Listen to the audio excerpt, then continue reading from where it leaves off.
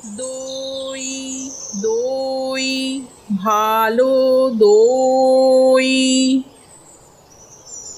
দই দই ভালো দই।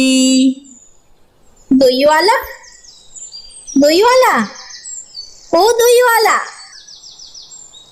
ডাকছো কেন? দই কিনবে? কেমন করে কিনবো? আমার তো পয়সা নেই। কেমন ছেলে তুমি? কিনবে না তো আমার বেলা বইয়ে দাও কেন? আমি যদি তোমার সঙ্গে চলে যেতে পারতুম তো যেতুম। আমার সঙ্গে? হ্যাঁ, তুমি যে কত দূর থেকে হাঁকতে হাঁকতে চলে যাচ্ছ, শুনে আমার মন কেমন করছে। দইয়ের বাঁক নামাইয়া। বাবা, তুমি এখানে বসে কি করছো? কবিরাজ আমাকে বেরোতে বারণ করেছে, তাই আমি সারাদিন এইখানেই বসে থাকি। আহা, বাছা তোমার কি হয়েছে? দইওয়ালা, তুমি কোথা থেকে আসছো? আমাদের গ্রাম থেকে আসছি। তোমাদের গ্রাম? অনেক দূরে তোমাদের গ্রাম?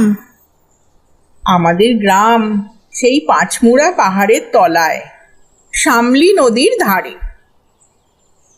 পাঁচমুড়া পাহাড়, শামলি নদী, কি জানি, হয়তো তোমাদের গ্রাম দেখেছি, কবে সে আমার মনে পড়ে না।